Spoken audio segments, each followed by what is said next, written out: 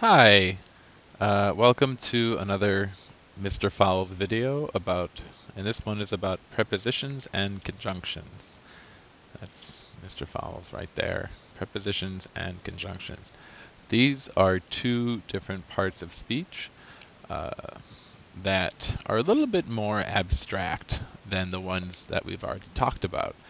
Nouns and verbs are the most concrete, of course, because nouns are usually things you can see, people, places, or things, and then verbs are actions that those things typically do. Um, for example, the boy kicks the ball, or Mr. Fowles makes a video. And then adjectives and adverbs describe nouns and verbs, respectively. But prepositions and conjunctions take that up another notch, and they help us make more complex and interesting sentences. So let's get started. Prepositions come in two flavors. They're prepositions of time and prepositions of place. For this video, we're going to stick with prepositions of place. They tell you, where things are in relationships to one another. Relationships. Prepositions are all about relationships, and we're going to see that here. We're going to make a little story. This is a list of our major prepositions of place. They're going to tell us specific relationships of objects. And here we're going to have a little running record of our story. So this story is going to be about Mr. Fowles and a tiger. Mr. Fowles and a tiger. So let's start here. We can begin. Let's put that in the past tense. Mr. Fowles was next to be a tree. Mr. Fowles was next to a tree. Here's the tree. Here's Mr. Fowles, and I am right next to the tree. Nothing major there. So next to is the relationship between the two nouns, Mr. Fowles here and tree here. And what's the relationship? I'm next to the tree.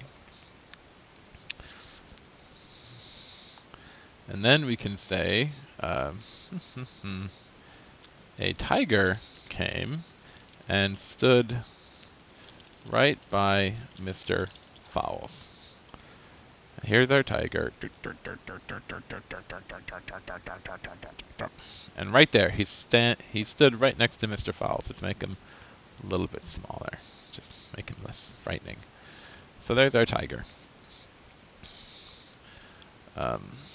And then we can say that near to them both was a pond.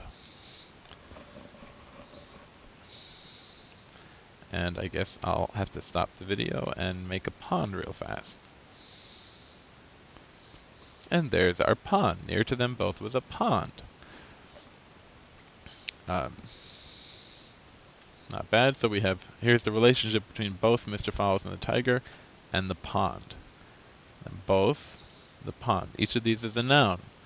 And near kind of explains that relationship. We can make it easier. A pond was near them both. So you have the preposition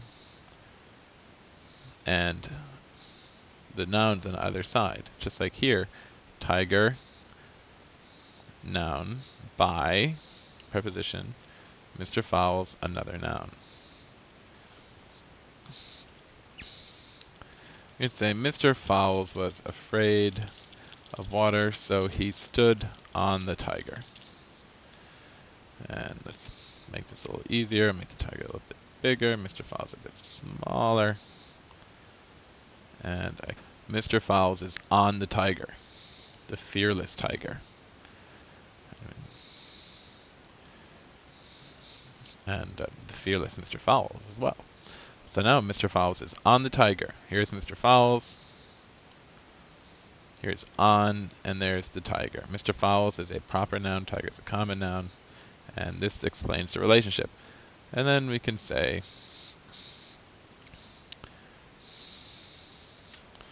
the tiger jumped over the pond. I don't even have over on my list.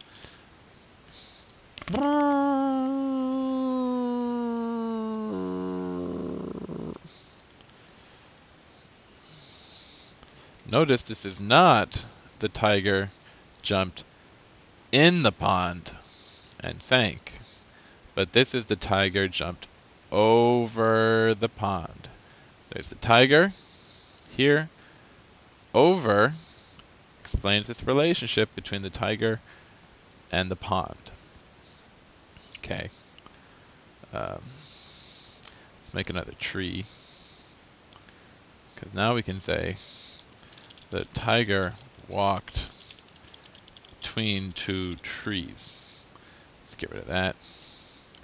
And now the tiger is walking dun, dun, dun, dun, dun, dun, between the trees. Here's the tiger. There's the preposition between two trees. Now, between talks about the relationship between three things, usually. Here's one tree and another. And we could, instead of a tree, be the tiger walked between the tree and the bear. Here's the bear minding his own business, and here's the tiger and Mr. Fowles between those two. Okay. Now let's give them a destination.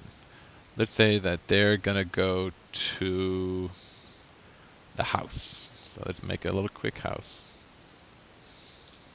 Put it way off in the distance, and we can even make a little path for him to walk down. Tiger walked to the house. Here's the tiger. Oop, he's following the trail that takes him to the house. Tiger to house. The preposition is to. It describes the relationship in this sentence between the tiger and the house. Between the tiger and the house. Here's the tiger, and there's the house. To bring this, so let's get rid of that. Let's put the house, let's say that we're all done with all this stuff. So now the tiger is at the house, and we say Mr. Fowles got off the tiger when they were beside the house. Whoop.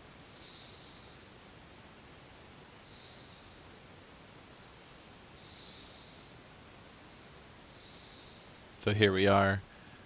We've got Mr. Fowles, the tiger, and the house.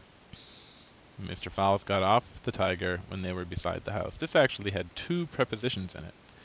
The first one was off, and this described how Mr. Fowles got with regards to the tiger. He did not get on the tiger, he got off the tiger. And he got off the tiger when they were beside the house. Here's the house, and they are beside the house, which is very similar to next to or near. So this sentence actually had two prepositions in it.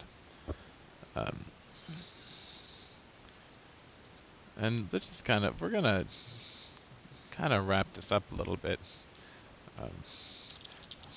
Oops. The tiger smelled something from below the house. So Mr. Fowles went over here, and the tiger sniff, sniff, sniff, sniff, sniff, sniff, sniff, sniff, and he got interested. Maybe there's some.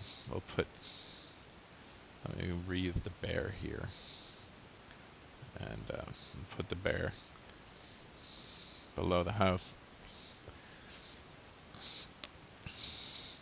Mr. Fowles dug a hole, and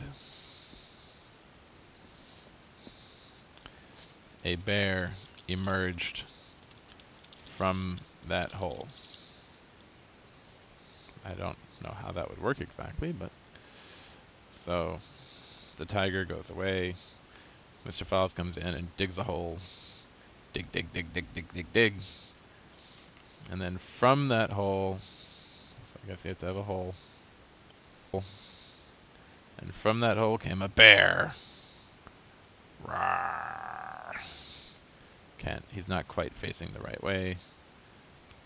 So here's the bear, and he, I don't know, comes and eats everyone. And they're all gone. So there's our quick story with prepositions.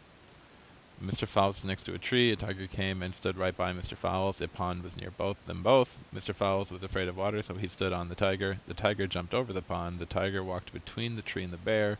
The tiger walked to the house. Mr. Fowles got off the tiger. When they were beside the house, the tiger smelled something from below the house. Mr. Fowles dug a hole, and a bear emerged from that hole. So here's the hole, and here's the bear, and that's their relationship. From the hole comes the bear. So that's how prepositions work. It's a very rudimentary explanation, but if you can get that, then anything else ought to be reasonably simple.